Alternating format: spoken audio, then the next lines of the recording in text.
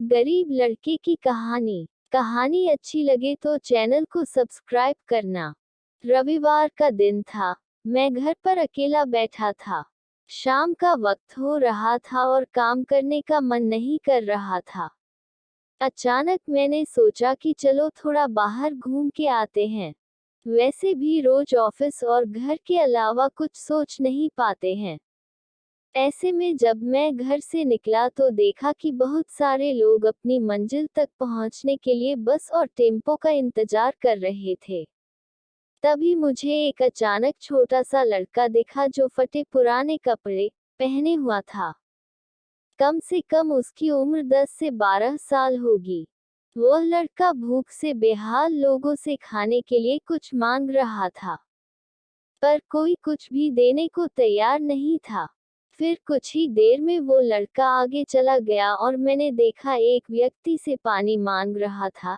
ऐसा लग रहा था कि वह बहुत प्यासा हो, लेकिन उस व्यक्ति ने पानी देने से इनकार कर दिया। अचानक एक कार वहां पर आकर रुकी। उस लड़के ने उम्मीद भरी नजरों से कार वाले से कुछ मांगा, पर उस कार वाले ने अंदर से एक लिफाफा बाहर फेंका और वह लड़का दौड़कर लिफाफे की ओर भागा, किंतु लिफाफा खाली था।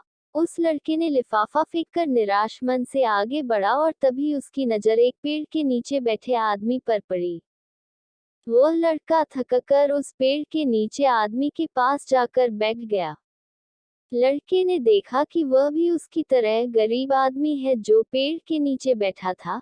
तब लड़के ने अपनी तरह ही दैनिक स्थिति देखकर उससे बातचीत की और उसे अपनी स्थिति सुनाई। फिर उस व्यक्ति ने अपने खाने के हिस्से में से कुछ उस लड़के को दिया और दोनों खाने लगे। इससे साफ दिखाई देता है कि अगर इंसान अमीर होने के बावजूद वह गरीब है, अगर इंसान दिल से अमीर होता है, वह गरीब है, तो उसके पास सब कुछ है। कहने का मतलब है कि एक गरीब आदमी सबकी तकलीफ को समझता है, क्योंकि उसके अंदर किसी भी बात की चाह नहीं होती है, इसलिए वह सबको अपने जैसा समझता है और बिना किसी स्वार्थ के सबकी मदद करता है।